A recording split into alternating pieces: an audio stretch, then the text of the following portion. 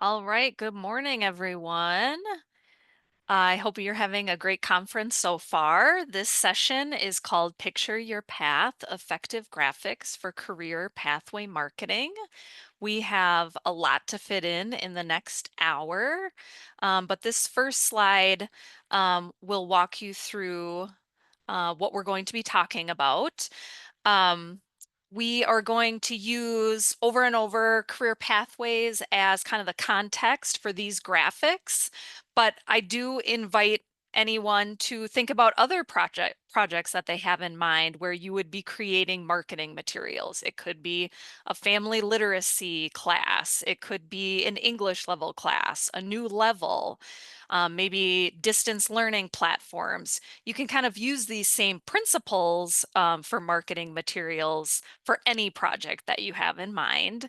We'll focus in on key target audiences and information that matches well with those audiences. And then hopefully most of our session will be really looking at different career pathway graphics. Most of them are local, a few are from out of Minnesota. And then at the end, I'll share some information about resources, digital tools, and really the whole goal is to kind of inspire you to start working on your own graphic.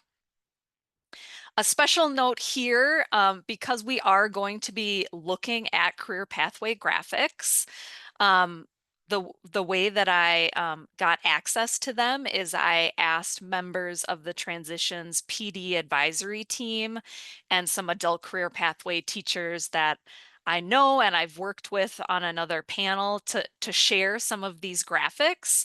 Most of them are from Minnesota and some go back a few years. Um, I'm asking that everyone be inspired by these images, but we also just want to be kind. We're not here to judge them and say, oh, I don't like this or I don't like that. We're really going to focus on the positive and just be inspired by these maps and graphics. So my name is Carly Voshell. I work at Atlas. I'm here in the office this morning at Hamlin, and my role is as the transitions coordinator. What does that mean? I have a list here of some of the topics that I develop PD and resources around. Starting with ACES TIF, these are employability skills, things like self-management, effective communication. There's 6 total categories, and they're kind of like, what are those really important soft skills that people need to be successful in the areas of work, training, and college, or really being a lifelong learner, right? Another area in transitions is partnership work. This is hard work. Connecting with your local college, employers, or workforce development agencies in your area to benefit your students. And then the last kind of key topics at the bottom, adult career pathways, also known as ACP, and integrated education and training, IET. These are definitely kind of buzzwords in the transition world. And those are the types of trainings that I help people with. And all of these things are kind of like big, complex topics. And I have always found it helpful when I'm trying to break down something complex like this, to look towards graphics, graphic organizers, visuals. How can we really illustrate some of these complex ideas? And that's maybe where the topic of this session kind of came from, really organically. But I wanted to give kind of an example of what I'm talking about here in the work that I do. So one of the most common questions I get from new folks to adult education or pretty seasoned teachers and administrators is this idea of what exactly is an IET? Oftentimes they've heard of the term. They might even know what the acronym stands for, Integrated Education and Training, but they're still kind of asking themselves or asking me, what exactly are we talking about here? So one option to figure out what is IET would be to go to a text-based resource. And there is a very helpful resource out there called the IET Design Toolkit. This is something that I reference all the time, maybe not weekly, but monthly. It's mostly text, although there's some tools and assessments, and there are some graphics in there.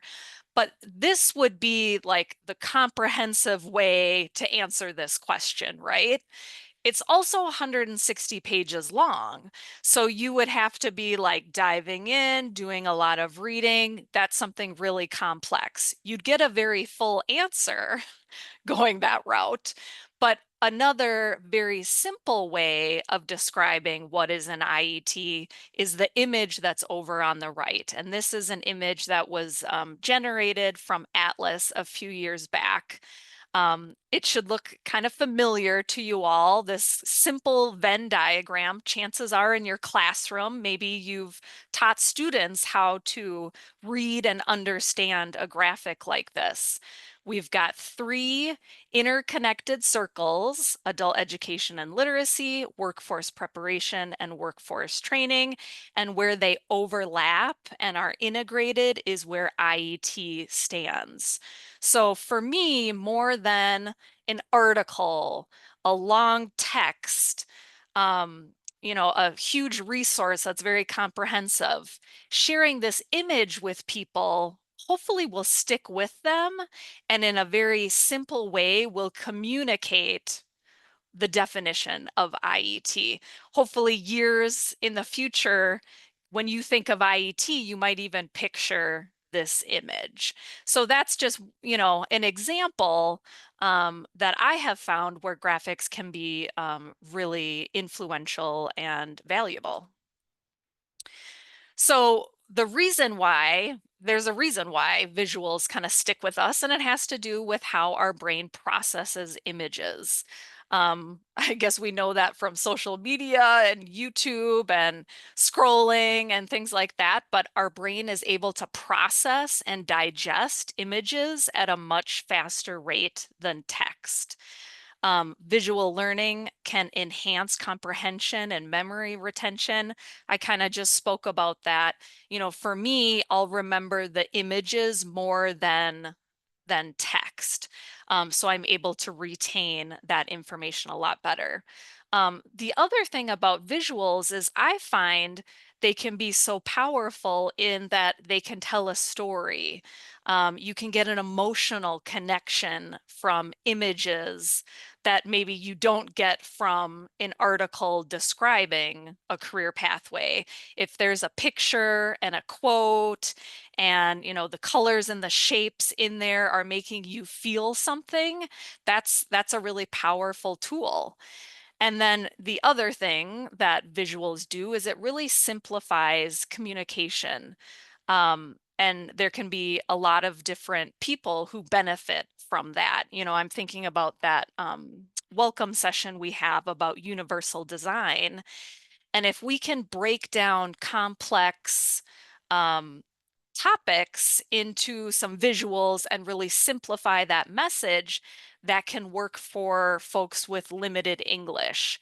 It can be helpful for people with different learning styles, learning challenges, but it can also be helpful for somebody who's just glancing across a room and sees a flyer, or they're in a hurry, or they have a lot on their mind. So if we can simplify the message, we all kind of benefit in a universal design sense. So for today's presentation, I'm going to focus on kind of these 3 key areas. We're going to talk a lot about audience, different audiences for these marketing materials. And based on that, it affects what information you might want to share or what information you might want to not include on some of these marketing materials. And then at the end, we'll get to, where do I start? What is the first task to get started? So here we are with what I came up with as 4 kind of target audiences for these materials. I'll start over on the left at the top because students is where my mind goes first, right? If we're creating a career pathway graphic, you're going to want to share that with students. Well, even in the category of students, we've got folks who are currently enrolled at an adult education program. You also have people who maybe recently they graduated, recently they finished a class, but then it can also describe any potential adult education students. So I'm thinking about, outreach events where maybe you've got a table, you've got some flyers, and you're trying to catch people's interest at a job fair or a resource fair or something. That's that first audience at the top left. Next for me is all staff at your program knowing, being knowledgeable about adult career pathways and really kind of understanding how it fits in with the other programming that's happening. And I'm going to get on my soapbox a little bit about this because I do think it's really important for everyone, including intake staff, teachers at all levels, online teachers, in-person teachers, to really know what career pathway classes are happening at the local site and maybe, some neighboring sites so that they can provide the appropriate referrals. And I have definitely worked at programs where that information really was not shared or it wasn't clear for everyone, what the eligibility is, how do you refer somebody? So providing these graphics to this audience could be really important in just kind of raising the overall visibility of adult career pathway programs at your site. I'm going to go down to the bottom left now. Um, when you're talking about career pathway classes, chances are there's going to be some partners that you're working with, especially in an IET or a integrated education and training class. There could be employers, maybe they come in and do some mock interviewing or they look at your curriculum. That is a potential partner. There's also workforce development agencies in many places in Minnesota they would be called career force staff, employment counselors. There's also some other names for programs and agencies throughout the state. Or maybe your program is connected to the college. I can think of a CNA, a certified nursing assistant course where part of the coursework is done at the ABE site, part of it's done on campus. And so you would want a graphic that really shows that so that you can communicate it to all partners involved. And then this last category, maybe we're getting a little bit bigger and a little bit farther out from the program, but these graphics could be really utilized with folks that are in leadership positions. If you work at a school district, that could be the school board members. It could be your superintendent. If you are at a nonprofit, maybe it's board members that are making decisions about funding and classes that are offered. You would also want your workforce directors to know about what classes are happening, what partners are involved. They could be a potential audience. And then I added local politicians this week just because when I was at the Capitol on Tuesday for ABE Day on the Hill, we had some great speakers. One was a politician who her previous job was as a science teacher, and you just got the energy like, well, she knows us. She's an educator, so she kind of knows where we're coming from, but not everybody is like that, right? So if we have some marketing materials that we can share along with those personal stories and the anecdotes from teachers and students about the value of adult education, This could just be another thing that goes along with that in really amplifying the message that we have to folks in leadership positions. So lots of different audiences potentially, right, for these adult career pathway marketing materials. But I would like to kind of have a little bit of a discussion about what information would be important to each of these audiences. And, the true answer is like, you can give whatever information to whatever group you want, but we're going to start over on the left-hand side, thinking about prospective students. And I'm going to ask people to just think about this, and you can answer in the chat, or if you want to unmute, that would be fine too. I'm going to open up my chat box. Oh, gotta move this. So I'm wondering what information would be important on a marketing flyer for prospective students.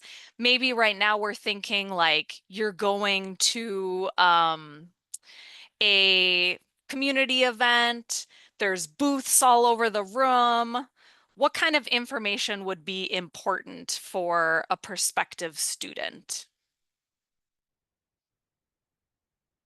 Thank you, C, for mentioning like the obvious stuff, right, Carly? You got to have when it's happening, where it's happening, what is it called?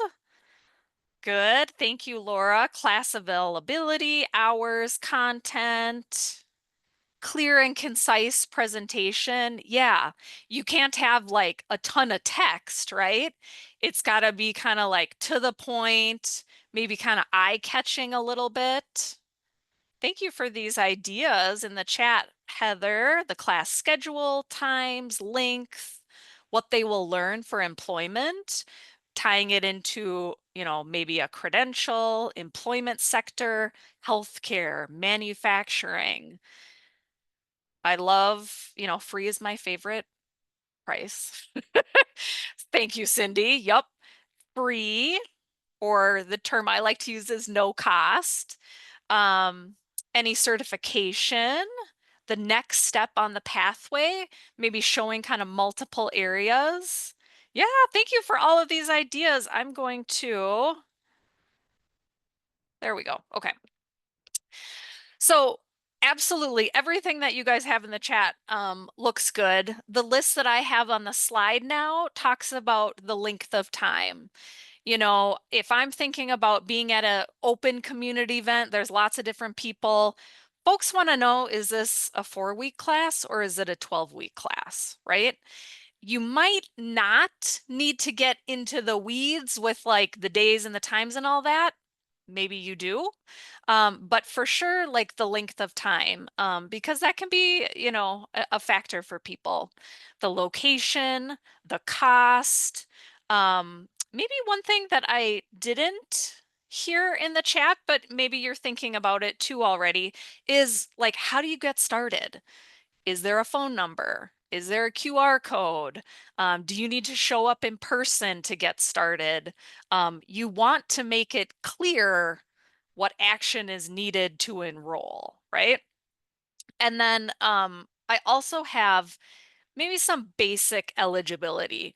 Again, you don't want to get too down in the weeds about like the fine details of eligibility, because in a lot of ways that's better done in person or when you're doing like that first face-to-face contact, or if it's a virtual meeting or something.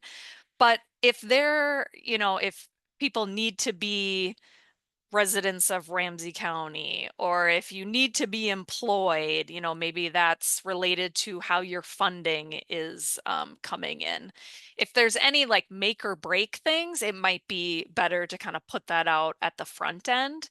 And I have an example that I wanted to share. Maybe other people have gotten into a situation like this, but I have absolutely made like every mistake you could make with all of these things. And this is now kind of a funny story, but I think it was called Peach Jar, and it was in the school district as a way to kind of advertise trainings or classes or whatever resources to current district staff. And when I was working at Harmony, our program was doing these digital literacy workshops, and it was like, well, there's a lot of staff people that could benefit from like learning more about Google Apps and things like that, right? So we shared it on Peachjar, which was like a great idea. That's a great audience to try to tap into, right? Well, we were missing some basic eligibility on that flyer. And what happened was, I think the flyer went out a little further beyond, the group that we had intended. And it went to all of the parents that had like K through 12 children enrolled in the district. And I started getting these emails about this digital literacy class, and I could kind of tell that something was like a little bit off. It was a little different. And what I ended up finding out was people were trying to sign their children up for these classes. Well, we didn't have on there that you have to be out of high school, you have to be 18 years or older. We didn't have some of that basic eligibility. So please try to learn from my example.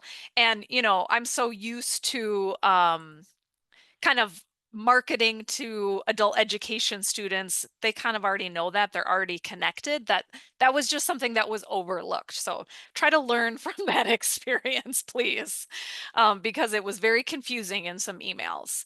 I'm wondering now if we go from potential prospective students and we think about marketing materials for current students, some of these things still apply, right? The cost, the length of time, the location. Are there other bits of information that we would want to include specifically for students that are enrolled in an English class, or students that they have a relationship with our adult education program? What do you think?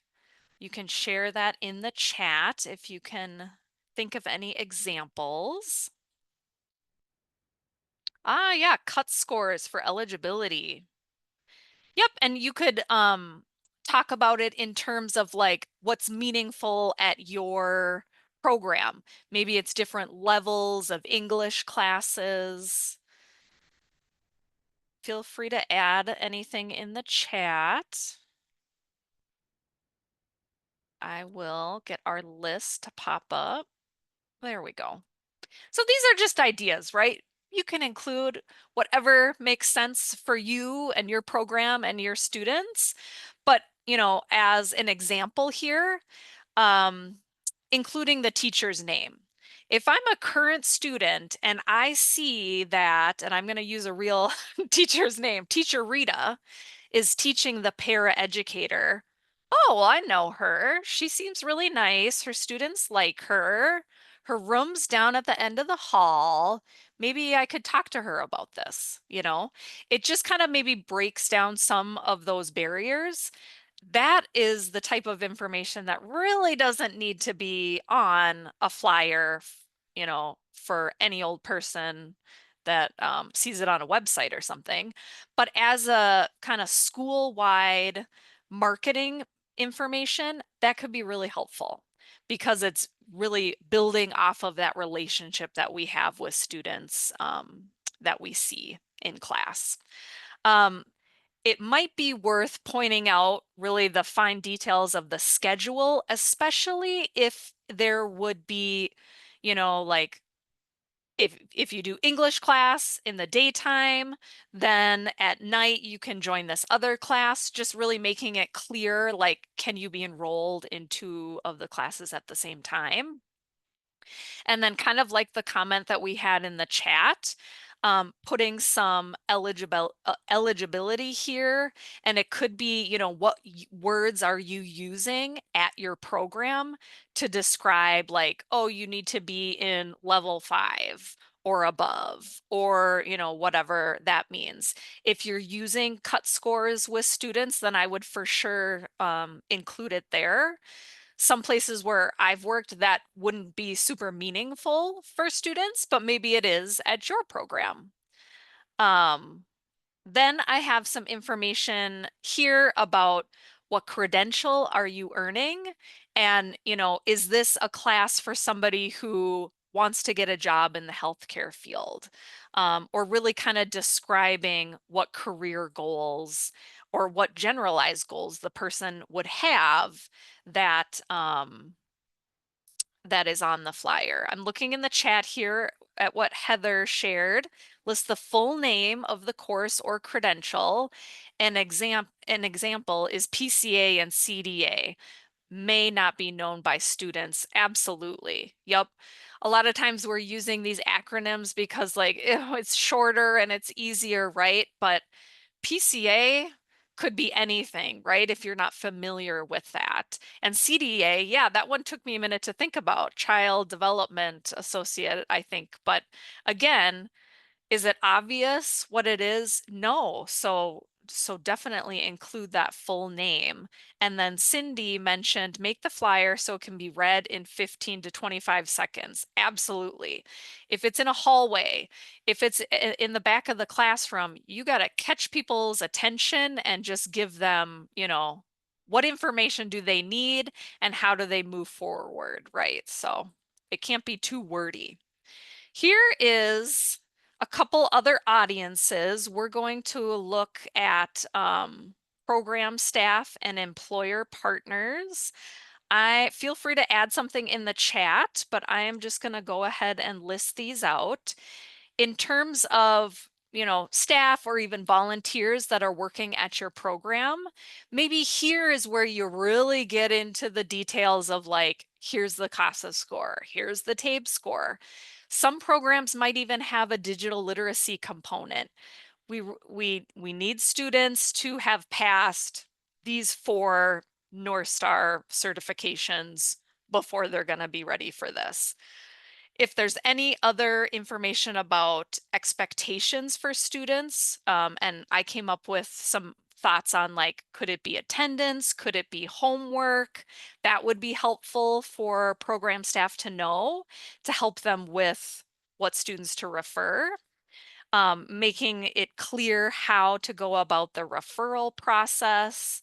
And then this last bullet, the career pathway, I find that it's really helpful for staff to see the entry level position, the mid-range position, and the opportunities for advancement, because if they can see that and then maybe kind of incorporate that into lessons or discussions that they have in their classroom, they can start talking to students about those entry level, midpoint, advanced, and really just kind of raising visibility about career pathways in general.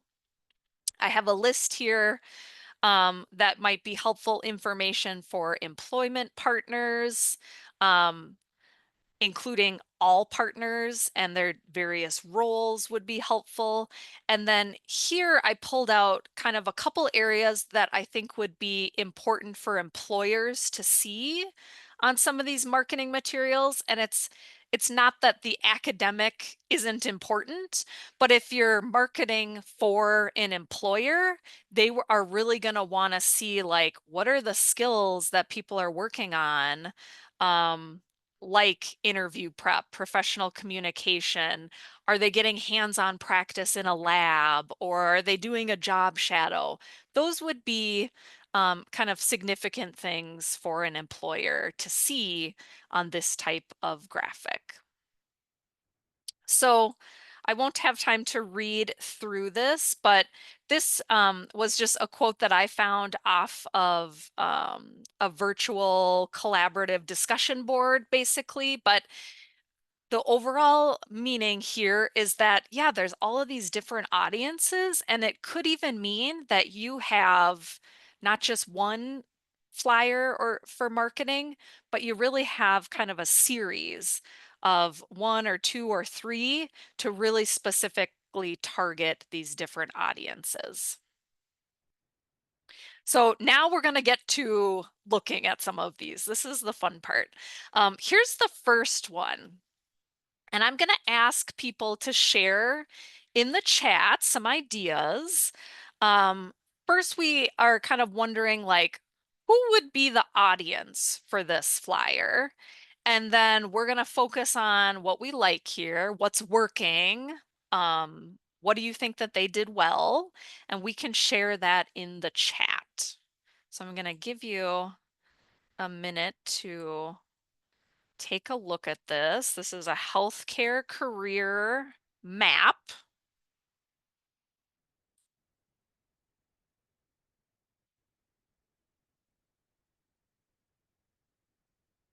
I can start to get the ball rolling. It's colorful. It's clear. If we use that 15 to 25 seconds as like, can we get through the information? Absolutely. It's got some details. It's not overwhelmed by details. Heather shared the audience is students, and I like the numbers so that students know what is first, second, etc. Absolutely. It's like this nice little colorful path that is making it extremely clear where do you start and where do you end up. Current students is definitely where I would think the audience is. Damon shared avoid busy or cluttered images that can distract from the message. Absolutely. Yep. It's simple, it's clear, not a lot of text. I love that. We're simplifying the message and making it easier for a lot of people to understand. It's for the students, clear and easy to read. Reader needs to know numbers connect to the bubbles. Yeah, yeah. And so there are these little lines, but yeah. Um, Very good. Yeah, one thing about healthcare, the field in general, I mean, I feel like I don't know all the terms or I don't know all the position names and they keep kind of changing. And so this would be something that would be helpful for me, knowing like where's that entry level, where's the mid level, and where's the advanced level. So thank you for sharing. We're going to go on to the next one, which is still healthcare field. This one is not from Minnesota. This was on a national webinar that I was at, and I'm sorry if it's a little bit blurry because this is like a screenshot of a slide. But this is a lot different, and I'm asking kind of the same question here. Who is the audience? Is this a different audience from the last one we saw?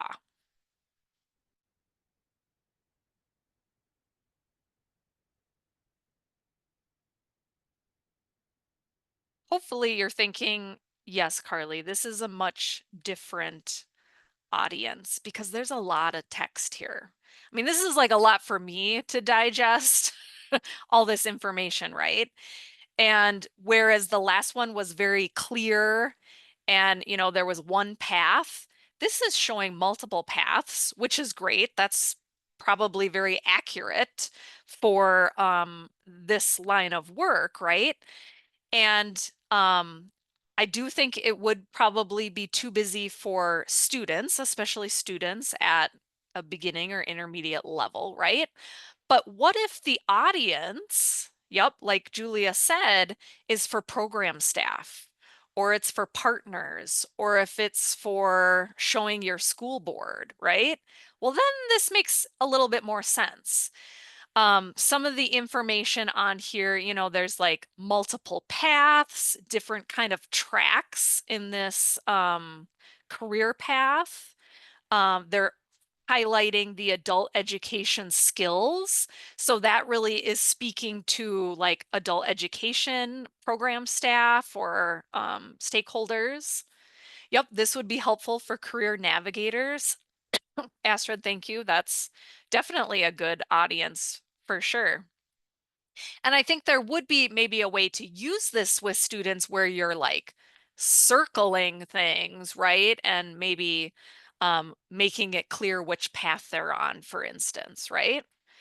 Yeah, and it could definitely be divided into kind of multiple pages, but as a one page and maybe kind of like going through at a staff meeting, the different entry points and exit points in this career pathway, this would actually give program staff a really good understanding of like how a certified nursing assistant course fits into the healthcare pathway.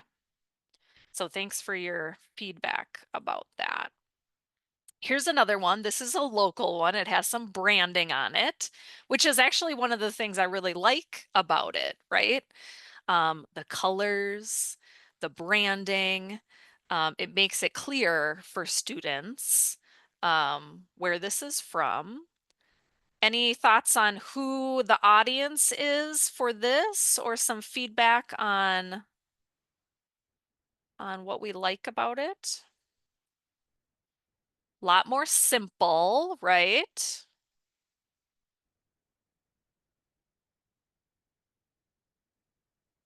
It's got all of the education and workforce classes at International Institute of Minnesota. And here it says, how our classes connect. This could be really helpful for somebody who's like a new employee, for instance. It says, somebody says, this looks like it is for students. Audience is current students, and it lists the classes students at the various levels can take. Yeah. So if I'm a student and I'm in English B, what classes could I take? It looks like I could start with housekeeping. I wouldn't yet be eligible for some of these other classes. I would have to advance in my English to level D before I could take the professional leadership class, for instance. Good. Yeah, like the terms they use here seem to be specific to um, the program, which makes me think that it's for current students. Good. Here's another one. The smaller one on the left is in Spanish, and then the English language career pathway graphic is larger there. And feel free to share in the chat who is the audience here and what do you like? This is for a commercial driver's license. So I like a good theme, and this is absolutely sticking with a theme here in a lot of different ways. It's got the road. That's a nice CDL reference. And we've got the branding for the school district where it's from, and all the colors go really well. It's got the QR code. So it's really helping people make it easy to know, like, what do I do to register? Scan the QR code. We've got the numbers again that we saw in another one through 6 with the different steps. Good. And this maybe could be utilized for a few different audiences, current students, prospective students. Good. This one, I don't think we'll have time to chat about because I'm looking at time. I wanted to have a chance to look at this one. This is actually a few years back. There's dates at the bottom that says 2017. It's another healthcare career pathway, so we've seen a few of those. I'm wondering who is the audience and what do we like about this graphic? It's got this spot here. If I was a prospective student, that would very much interest me. Tuition, fees, and books are paid by the grant. Eligibility requirements apply, must be 18 to enroll. They're getting out some of that really important information. We have some of the career pathway stuff and the wage information, which is helpful. So this could be a great option for prospective students, audiences, potential students, and know they need to pre-register and how to sign up. The images help me to know it's healthcare. Danielle likes the arrows. Thank you everyone for sharing. Yeah, the healthcare career pathway is very complex, so it's hard to be detailed and not have it look cluttered, but I really think they did a good job with that here. Good. So that was fun to look at those with you. Hopefully seeing some of those images gets you kind of excited about, okay, I think I can do this. Like, let's take this on, right? So, what do you do to get started? Well, I would suggest kind of starting with a team because you have to determine who's the audience and what information you want to put on these marketing materials. And so you're going to need to have people kind of talking and figuring out what makes sense. You are going to need some kind of maker, right? An artist, somebody who's creative. At the school district where I worked, we had a fabulous kind of like social media graphic design person who you could share an idea, share some drawings with, and she would create it. Sometimes it would take a little bit of time. Maybe you don't have that as an option, right? But maybe on staff, there's somebody who kind of like dabbles in that a little bit. It could be somebody that just enjoys graphic design or like comes up with cute things. And I have worked places where like there was a go-to person. I've been that go-to person before when, you have to come up with a sign or a flyer or whatever. So just kind of like explore the resources and the people that you have to make this happen. And I have a note here that it could even be a volunteer or a student who wants to learn more about one of these tools. Yep, and I've got a question here about what programs. And we'll get that on the next slide. Okay, Cindy? One thing I wanted to share is specifically if you are interested in creating some of these adult career pathway graphics, you would want to work with your regional transition coordinator to explore a project focused on this that's using regional transition funding. And I am an RTC for the East Metro region, and we have written these into our plans.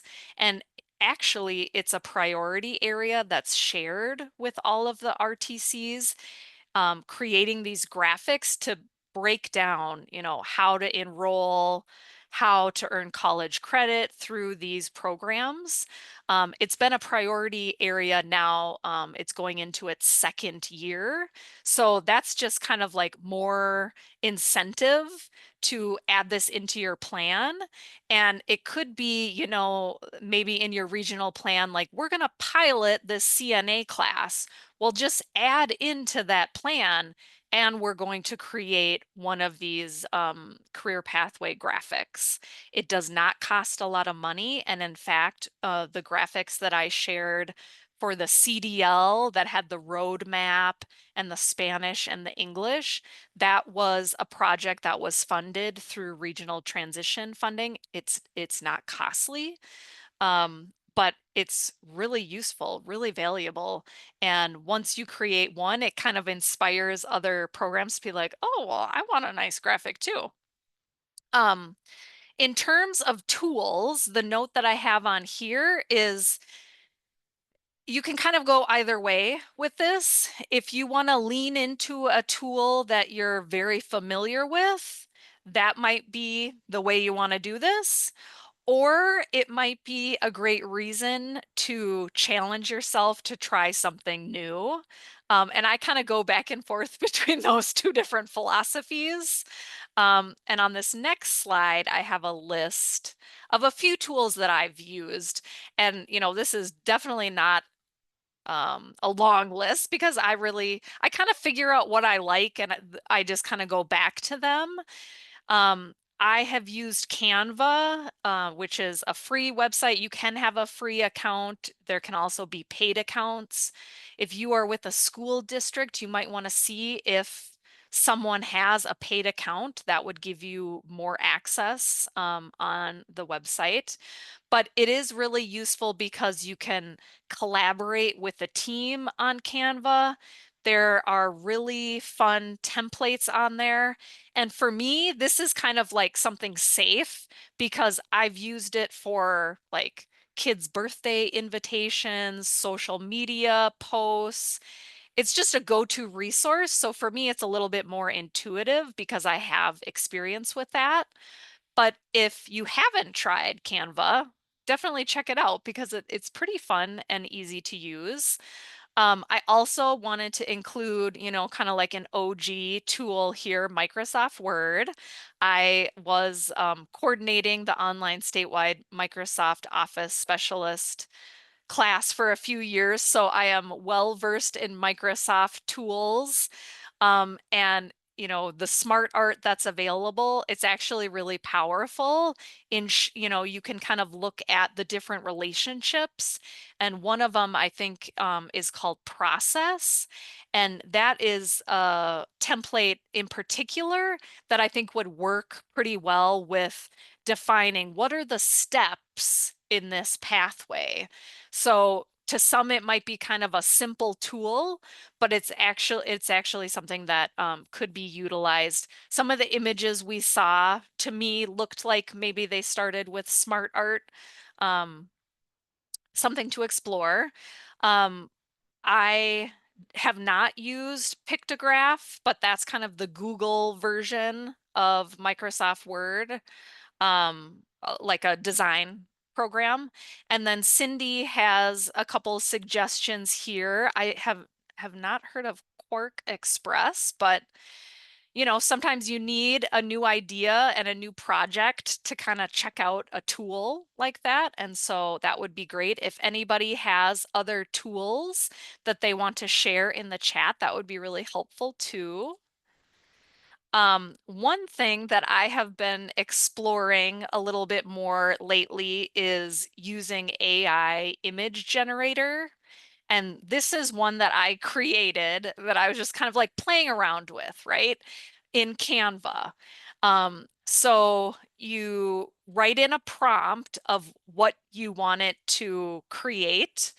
And I think I said something like, show 3 steps on how to build a career pathway graphic. Maybe I didn't put that on the prompt, but that's what I was intending. And very quickly it generated this. Now, this is not perfect, right? I must have added in like step 1, step 2, step 3. So those headings are mine, but then there's kind of like garbledy-gook below. But how cool that in 5 minutes or less, just like trying to get some ideas out and trying to get started, AI was able to generate this. And maybe you go to a collaborative meeting with the graphic design person at your program and show them this and like, this is what I'm thinking, but change this and change that. This could, be version 1.0 of it, right? It's not the finalized version, but it kind of got those creative juices flowing. Um, but more than anything, in terms of what tools are available to everyone, pencil and paper is a great way to start. And just getting a blank piece of paper, jotting down some shapes, and kind of thinking through. I mean, it might not be pretty, but this is how it starts, right? I definitely have started many flyers like this where it starts with just like, what do we want to say? What do we want to show? We want some arrows. We want a picture. Do it real rough, and pencil paper works for that. Okay. So we have a poll that Astrid is going to launch in Zoom because hopefully all of this looking at career pathway graphics and hearing me go on and on about them has got you thinking about what you would do to get started on a graphic.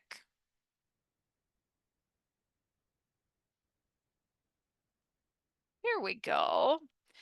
So I'm wondering, how has this presentation inspired you to take action, and what specific steps do you plan to take as a result? And you can check all that apply. So if there's one of these things that you want to do, that's great.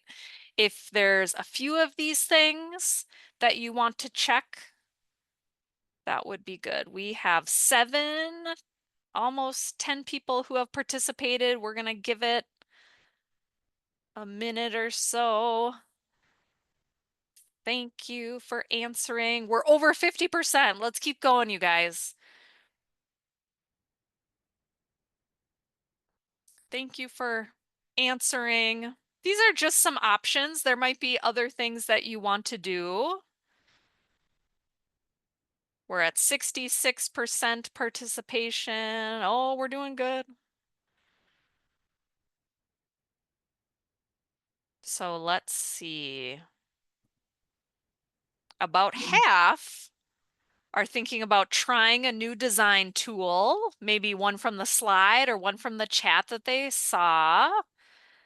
About half are going to start designing a graphic, and about a third are going to start talking to their team about using graphics and maybe just incorporating more graphic literacy activities in the classroom. Thank you. We're at 75% participated. That feels strong for the pre-lunch crowd here. So thank you, Astrid, for launching that poll. If you want to close it now.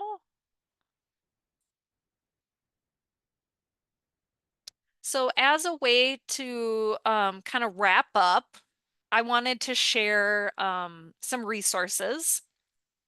The slides for this session are in the participant folder. I added those this morning, but I was thinking that it might be helpful for some of you who are like, I just want to see those career pathway examples again.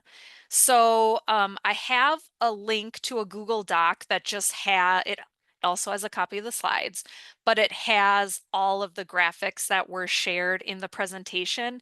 And it actually has a few others that I did not get a chance to talk to today, because in an hour, I just felt like I couldn't talk about all of the ones that I had. But you have that link now so that you can, gather up some of the ones that you liked and use those as inspiration. Another resource that I have for you on this last slide is called the Transitions PD Dates and Resource Doc. I update this Google Doc every week. I updated it just yesterday. So if you are looking for anything related to transitions, adult career pathways, IET, ACES TIF, these training dates and resources are going to be here. So there's information about IET Academy, which is coming up late summer and into the fall. I've got some great webinar recordings on here connecting to the ACES TIF Foundations course. And then on page 2, we already have some training dates into 2026. So a lot of fun stuff coming up soon. So hold on to that transitions one pager, make it a favorite so that you can reference that, and it just continues to update as things change. And then I included my email address here because if you have any questions or for some reason you can't get a copy of something you saw, feel free to reach out. I'd be happy to help you. And then I also want to make a shameless plug for another transitions adult career pathway themed session that we're going to have at this conference. It's from 1 to 2 p.m. and it's a panel with 6 different credential specialists. So if you want to learn more about credentials that are common in adult education, I am looking forward to seeing more folks at this session. And with that, that is my last slide, everyone. Thank you for your time this morning and early afternoon.